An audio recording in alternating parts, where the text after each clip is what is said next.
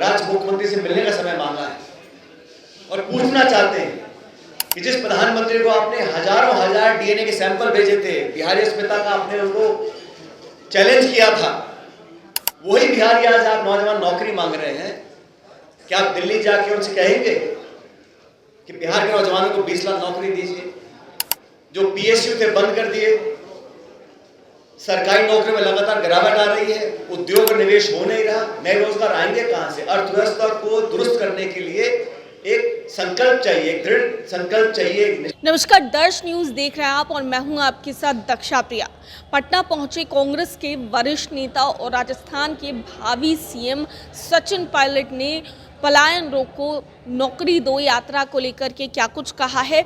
जाहिर है कि बिहार का विधानसभा का चुनाव है और इसके मद्देनजर कई बड़े जो नेता हैं कांग्रेस के या फिर बीजेपी के वो बिहार में आ रहे हैं और इसी क्रम में सचिन पायलट आए हैं और उन्होंने क्या कुछ कहा है वो आपको सुनाते हैं। बिहार के नौजवान किसी की दया नहीं मांग रहे,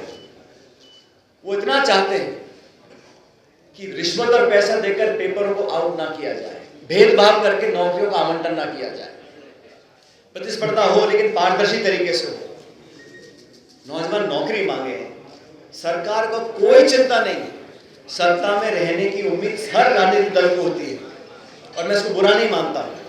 लेकिन जब इतने लंबे समय तक बार बार मौका लेने के बावजूद इन 20 सालों में कितने लोगों के भविष्य की चिंता करी है।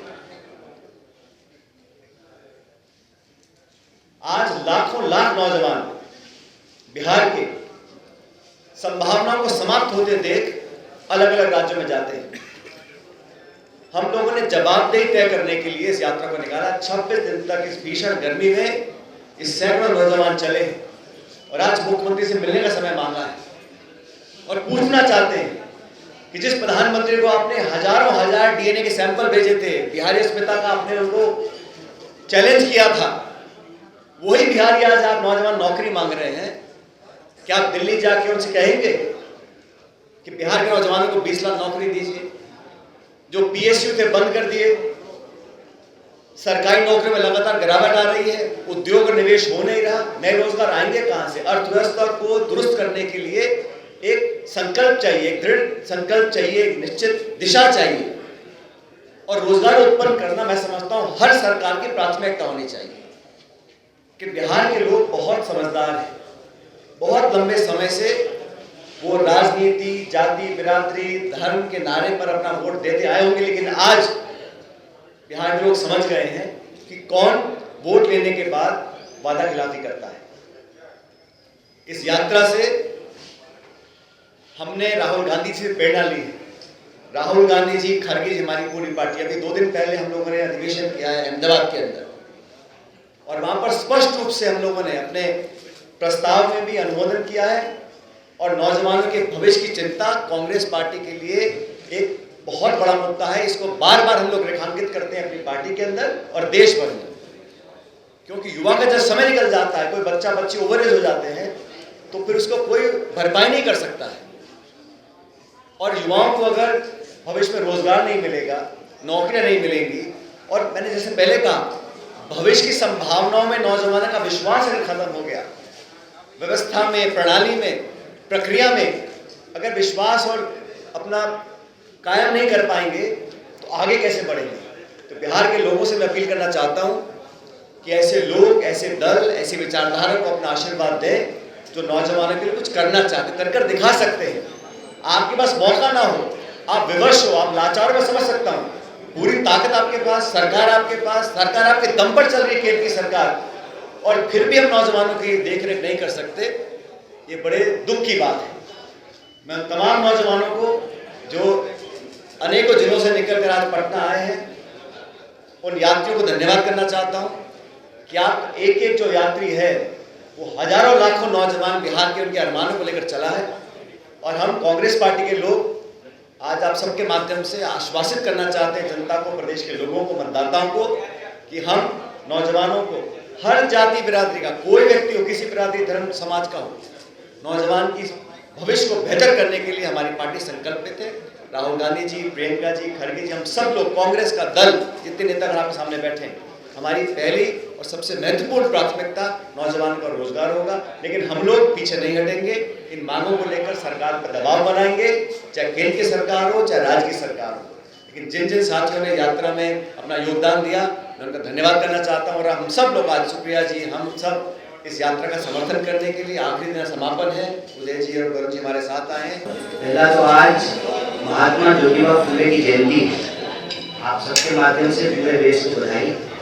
और जब हम उनको याद कर रहे हैं तो एक बात याद रखना पड़ेगा, कहते थे कि शिक्षा के बिना बुद्धि का नाश होता है और बुद्धि के बिना नैतिकता का, नैतिकता के बिना विकास का, विकास के बिना धन का, और धन के नाश से जो बहुजन है उनकी तबाही होती है। इसीलिए बहुजनों के लिए शिक्षा सबसे जरूरी है। और यह जो बात हम आपके सामने रेखांकित कर रहे हैं, इसलिए कर रहे हैं, आज एक बहुत बड़ी कोशिश है कि इतिहास में शोषण के खिलाफ जो संघर्ष है उन संघर्षों को भुला दिया, ताकि जो मौजूदा शोषण है उसको टिका करके रखा जाए और कोई भी लोग उसके खिलाफ अपनी आवाज को बुलंदी से बोल ना पाए। यह बात मैं इसलिए कह रहा हूँ कि आपको मालूम हो कि महात्मा ज्योतिबा फुले और माता सावित्रीबाई फुले की जीवनी पर एक फिल्म बनी, जिसको सेंसर बोर्ड ने जो है वो प्रतिबंधित कर दिया।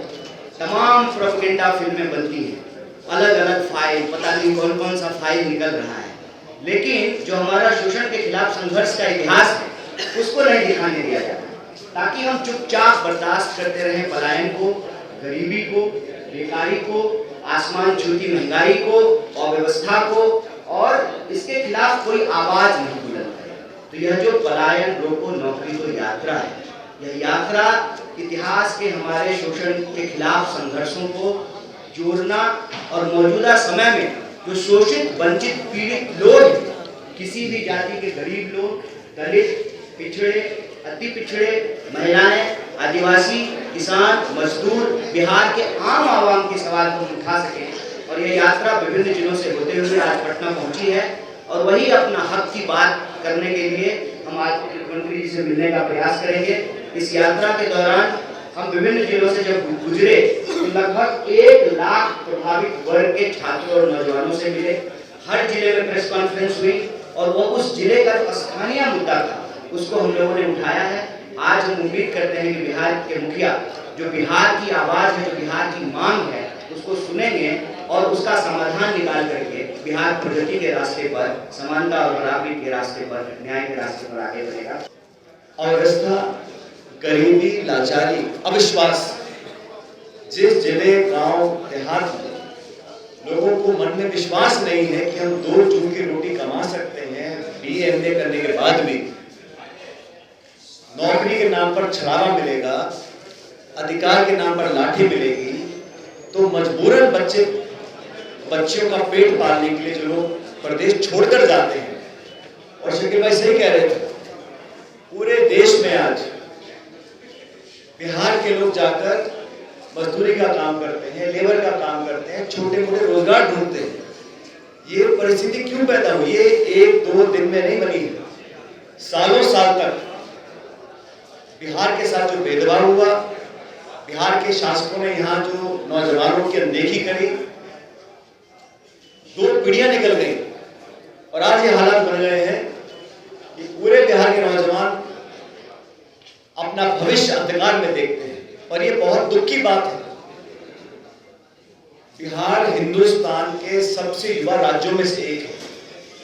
और बिहार के नौजवान में जो प्रतिभाएं हैं, जो अपार उम्मीद है, संभावनाएं हैं, उसको तलाशने की बजाय, उनको ढूंढने की बजाय, उनको संवारने की बजाय उनसे मुंह मोड़ा जाता है। जो लोग सत्ता में बैठे हैं पटना में आज, माननीय मुख्यमंत्री जी कितने सालों से मुख्यमंत्री हैं और 2024 के लोकसभा चुनाव के समय अगर आपको मोदी जी को समर्थन देना ही था, क्योंकि आपके समर्थन से वो सरकार बनी है दिल्ली में, नीतीश कुमार जी को अगर मोदी जी को समर्थन देना ही था तो बिहार के नौजवानों के लिए 10-20 लाख नौकरी मांग लेते, हमें बुरा नहीं लगता। अगर समर्थन की कीमत बिहार के नौजवान का भविष्य होता तो हम भी कहते आप जाइए, कोई बात नहीं। जो भाजपा 400 पार का नारा देकर लोगों को भ्रमित कर रही थी चुनाव प्रचार में, संविधान की मूल भावना से खिलवाड़ करने की घोषणा करती थी मंच में खड़े होकर, जनता ने सबक सिखाया और 240 में लाकर टेक दिया। उसके बाद नीतीश कुमार जी के समर्थन से सरकार का निर्माण हुआ। सरकार बनने के बाद शासन व्यवस्था में दिल्ली और पटना की सरकार ने नौजवानों को कितनी जगह दी है। पिछले एक समय में जो फर्जीवाड़ा हुआ, जो धोखाधड़ी हुई, पेपर लीक हुआ, लोगों के मन में नौजवान अगर व्यवस्था पे विश्वास नहीं करेंगे, नौकरी प्रक्रिया चयन में उनका विश्वास नहीं रहेगा, ये बहुत खतरे की बात है देश और समाज के लिए। तो सुना आपने क्या कुछ कहते नजर आए हैं और बिहार सरकार पर किस तरीके से हमलावर नजर आए हैं। नौकरी को लेकर, रोजगार को लेकर और कई तमाम अन्य मुद्दों को लेकर किस तरीके से वो जो है सरकार पर हमला बोलते हुए नजर आए हैं, वो आप सुन रहे थे। कैमरा पर्सन शशि के साथ मैं दक्षा प्रिया, दर्श न्यूज़ पटना।